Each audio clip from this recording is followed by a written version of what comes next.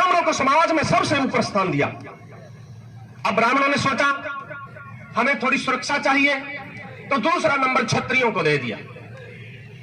तो ब्राह्मण का मतलब धर्म, क्षत्रिय का मतलब राजनीति। तो ब्राह्मण और क्षत्रिय यानी धर्म और राजनीति की कुत्सित सांठगांठ षड्यंत्र सदियों तक इस मुल्क में जारी रहा। धर्म और राजनीति का ये षड्यंत्र और सांठगांठ सदियों तक इस मुल्क में जारी रहा। और तीसरा वर्ण, पहला वर्ण धर्म, जो लोगों की मानसिकता को संचालित करता है। राजनीति जो मुल्क को संचालित करती है, ये दूसरी शक्ति। पहली शक्ति धर्म ब्राह्मणों के हाथ में, दूसरी शक्ति राजनीति क्षत्रियों के हाथ में, और तीसरी शक्ति धर्म वैश्याओं के हाथ में। और चौथा वर्ण हमारी सेवा करेगा, गुलाम बनेगा। यानी तीन ही शक्तियां हैं। धर्म की शक्ति जिससे लोगों का दिल दिमाग संचालित होता है, मोटिवेटेड होता है, मार्गदर्शित होता है, चलायमान होता है, ब्राह्मणों के हाथ में रही सदियों तक। और दूसरी शक्ति राजनीति क्षत्रियों के हाथ में रही, और तीसरी शक्ति धन वैश्यों के हाथ में रही। हमारे हाथ में क्या आया? सिर्फ अत्याचार सहन करना है तुम्हें, ये आया। और मैंने निवेदन किया कि हमारे समाज का हिंदू दिमाग इतना सिस्टम मेकर है कि हमने क्या सिस्टम बनाया? एक ऐसा अद्भुत सिस्टम बनाया कि हजारों वर्षों तक समाज का चौथा वर्ण क्रांति नहीं कर सका। हजारों वर्षों तक, इससे बड़ा क्या आश्चर्य होगा? क्या सिस्टम बनाया कि समाज के, मैं कल ही इस बात पर चिंतन कर रहा था कि हजारों वर्षों तक घोरतम अपराध सहन करने के बावजूद भी समाज के चौथे वर्ण ने क्रांति क्यों नहीं की? बहुत पहले क्रांति हो जानी चाहिए थी, क्यों नहीं हुई क्रांति? हजारों वर्षों तक देश का चौथा वर्ण सोता रहा और सहन करता रहा दरिंदगी। यह इतिहास में काले अक्षरों में लिखा गया है। कारण क्या है? इतनी दरिंदगी चरम सीमा पर, आपके रोंगटे खड़े हो जाएंगे अगर मैं उनका वर्णन करूं। इतनी दरिंदगी, और कितने समय तक? हजारों वर्षों। क्या कारण क्या? जब मैं इसकी गहराई में उतरा तो कारण बड़े आश्चर्यजनक कारण सामने आए। पहला कारण धर्म, जो क्रांति का सूत्र था, ब्राह्मणों के हाथ में, ब्राह्मणों के नियंत्रण में था। दूसरा राजनीति क्षत्रियों के हाथ में थी, और तीसरा धन वैश्यों के हाथ में था। और चौथी चीज जो बाबा साहब ने अपने त्रिआयामी सूत्र में कही है, शिक्षा।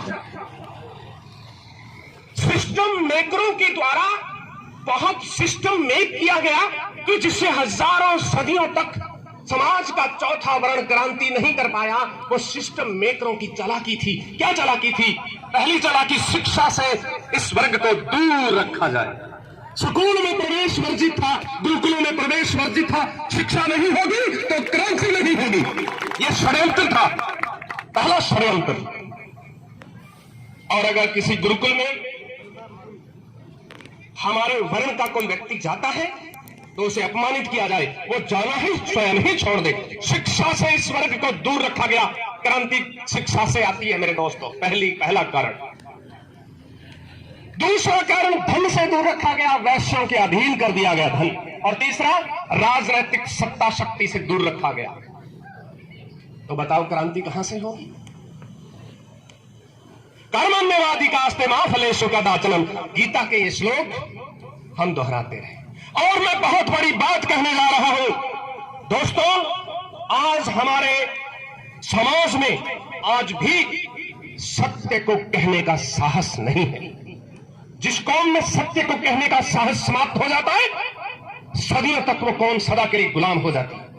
पहली बात, सत्य को कहने का साहस सदा जिंदा रखिए। गर्दन एक बार नहीं, 1000 बार कटे चाहे। ये शरीर मरण धर्म है, लेकिन विचार अमर है। डॉक्टर बाबा साहब का शरीर बहुत वर्ष पहले मर चुका, लेकिन उनके विचार आज भी जिंदा है। तो विचारों में जिए, शरीर में नहीं। कटे तो कट जाए, आज नहीं अभी कट जाए। एक बात, सत्य को कहने में झिझकना नहीं है, क्योंकि सत्य को कहने में झिझकोगे तो वापस वही सर्किल घूमेगा। ये बहुत गहरा षड्यंत्र है। क्या सत्य है? हजारों वर्षों तक जिस धार्मिक व्यवस्था ने हमारे साथ पशु और पक्षियों से बदतर सलूक किया, बाबा साहब ने सबसे पहले उस धर्म का परित्याग किया। यह बड़ा सराहनीय कदम था, तालियां होनी चाहिए। जब गांधी जी को इस बात का पता चला तो गांधी जी ने कहा नहीं नहीं नहीं नहीं, समाज के चतुर्थ वर्ण के लिए मंदिर के द्वार हम खोल रहे हैं, मंदिर जा सकते हैं आप, इसलिए फिर गुलाम होने के लिए, फिर उन्हीं पुरोहितों की शिक्षा को अमल में लाने के लिए, फिर हम कहेंगे देखिए देखिए इन्होंने व्यवस्था को स्वीकार कर लिया, देखो ये भी मंदिर में सर झुका रहे हैं। फिर से शोषण के उसी सिस्टम में वापस लाने के लिए एक चाल थी कि समाज के चतुर्थ वर्ण के लिए मंदिर खोल दिए गए। क्यों मंदिर खोल दिए गए? चुके जो तेरे दर पे वो सर मांगते हैं, इलाही बस ऐसी नजर मांगते हैं, तुझे देखने की नजर मांगते हैं, न हो जाऊं मैं बेसुधर जल्बों से तेरे, इलाही बस ऐसी नजर मांगते हैं। क्या जरूरत है? मैं पूछता हूं आपसे एक प्रश्न, आज मंदिर, मस्जिद, चर्च और गुरुद्वारों की क्या उपयोगिता है? क्या जरूरत है मंदिर में जाने की? विद्यालय में जाइए ना। क्या जरूरत है मूर्ति के आगे सर झुकाने की? पुस्तक पर नाक रगड़िए ना। बाबा साहब ने कहा था अगर आपके पास 2 रुपए हैं तो 1 रुपए की रोटी खरीदो, 1 की पुस्तक। और मैं कहता हूं कि आपके पास अगर 3 रुपए हैं तो 1 रुपए की रोटी खरीदो, 1 रुपए की पुस्तक और 1 रुपया संगठित होने पर खर्च करो। इकट्ठे ये आप 5 उंगलियां अलग अलग तोड़ दी जाएंगी, लेकिन ये मुक्का सामने वाले का नाक तोड़ देगा।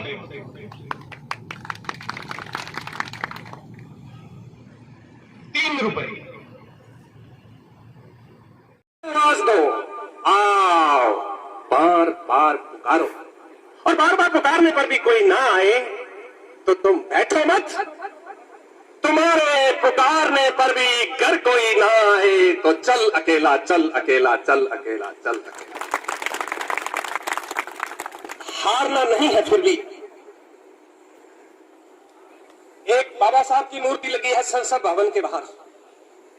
मूर्ति के नीचे लिखा हुआ है, बाबा साहब का यो हाथ संसद भवन की तरफ है, और उस मूर्ति के नीचे लिखा हुआ है, एक ही उल्लू काफी है बर्बाद गुलिस्तान करने को, हर डाल पे उल्लू बैठा है, अंजाम गुलिस्तान क्या होगा?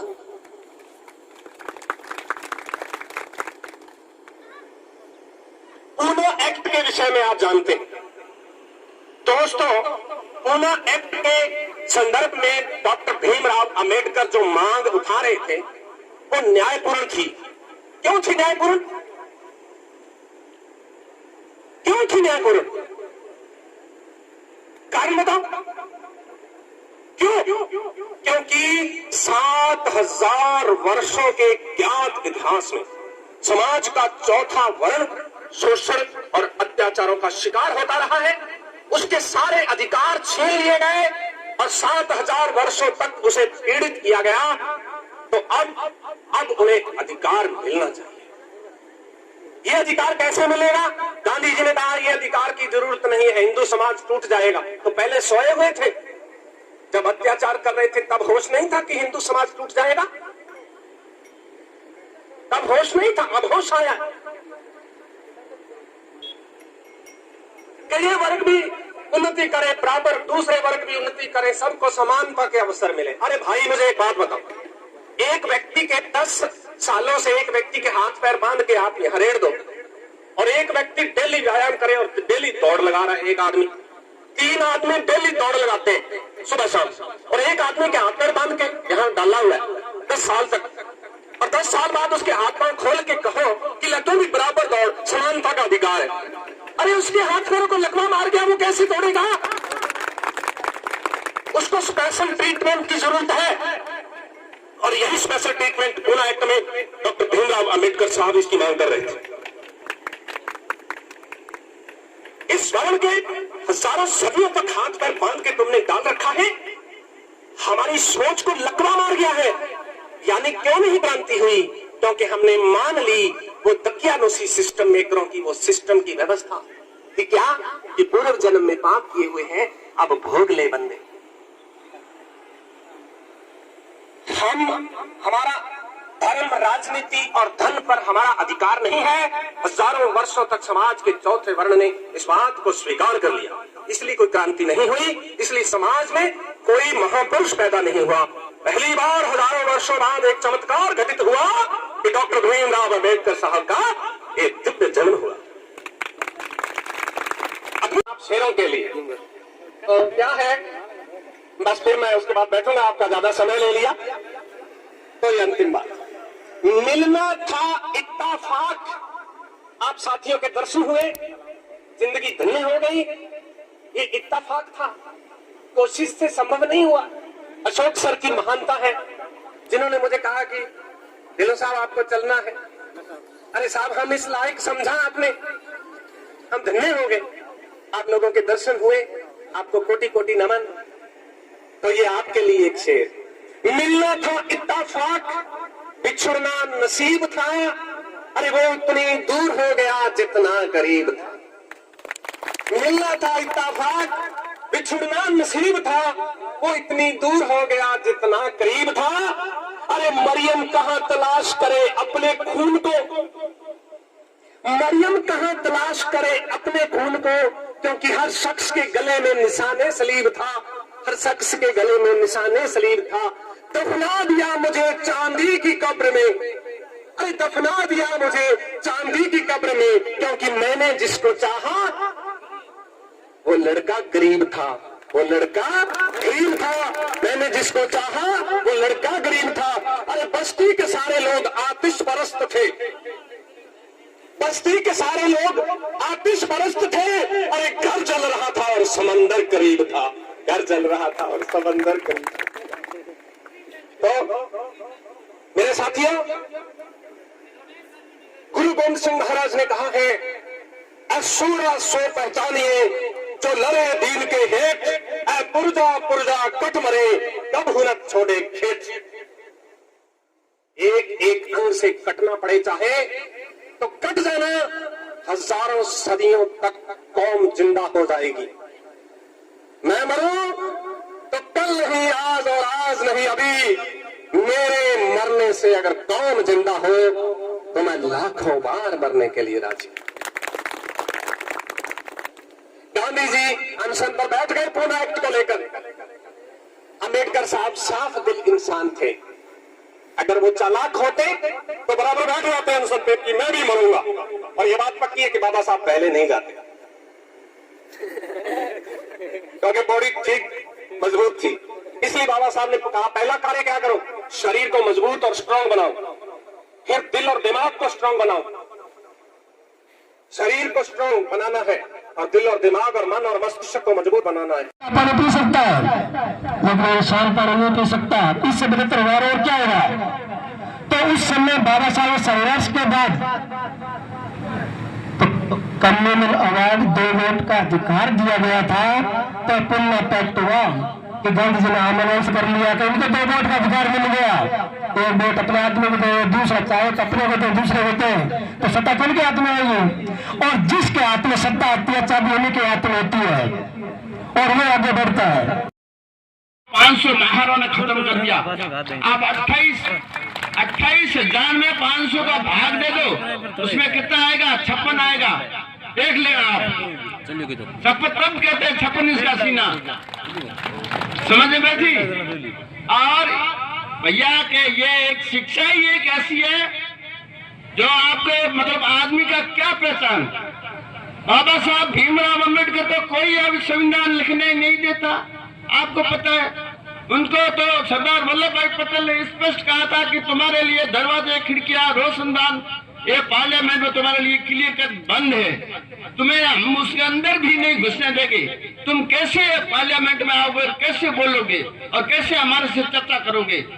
तब आपको पता है संविधान लिखने से पहले एक संविधान सभा के इलेक्शन हुए थे, उसमें 399 मेंबर थे, उन सभी के इलेक्शन हुए थे और बाबा साहब पश्चिम बंगाल से इलेक्शन लड़े थे। और जितने भी भारत के दलित थे वहां इकट्ठे होकर पुरजोर तरीके से उन्होंने जो वो जोर लगा करके उनको इलेक्शन लड़वा, वो जीत गए और वो पार्लियामेंट में आ गए। तब उन्होंने उनके दिमाग में ये बात आ गई, ये तो यार ये तो पार्लियामेंट में आ गया, अब इसको रोकना चाहिए तो आ गया, तब कैसे करें? तो भारत का बंटवारा किया, जिसके अंदर उस क्षेत्र को पाकिस्तान के अंदर डाल दिया, उस क्षेत्र को पाकिस्तान के अंदर डाल दिया। अब यार उनके अम्बेडकर के ये तो और समस्या खड़ी हो गई। तो फिर वो बात गई उनके अंग्रेजों के पास में, ये बात पहुंची कि अंग्रेजों के पास में ये बात है। तो उन्होंने कहा कि भाई तुम्हारी जो आप संविधान सभा है ना, उसके अंदर अम्बेडकर है कि नहीं है? तो फिर देखो कि आपकी आजादी के ऊपर मुझे को वापस इसके लिए विचार करना पड़ेगा, नहीं तो वो सभा में अगर नहीं होगा तो फिर मैं आपको आजाद नहीं करूंगा। तो फिर क्या हुआ, उन्होंने बॉम्बे से एक वो सदस्य था उसको रिजाइन करा करके बाबा साहब वहां से खड़ा किया, वहां से जितवाया, फिर पार्लियामेंट में लाई। उन्होंने 5000 उसने बाबा साहब ने 5000 रिकमेंड की थी संविधान सभा के अंदर, लेकिन मानी सिर्फ मात्र 2-2,500 थी। बाकी आज उनके आप समय निकाल के पढ़ो, जो आपका इतिहास नहीं जान सकता वो आगे कुछ नहीं कर सकता। खाली बातें मत सुनो आप, मैंने बैठे हवा में बात कर लिया, आपने मानकर मेरी बात को आप कर दिया, ऐसा मत कहो। कैसे? कथनी बिन कथनी कथे अज्ञानी दिन रात तू कर जो भुगत फिरे सुनी सुनाई बात, ऐसी बातों को सुनना मत, अध्ययन करो, स्टडी करो, डीपली जाओ, गहराई में जाओ। भीमराव अम्बेडकर को आपको पता है कि उसने खूब लोग घूमे थे, गांधी जी, नेहरू जी वगैरह सभी घूमे थे, किसी दूसरे के पास भी गए थे, अच्छे विशेषज्ञ के पास गए कि संविधान लिख दो, संविधान लिख दो, संविधान लिख दो।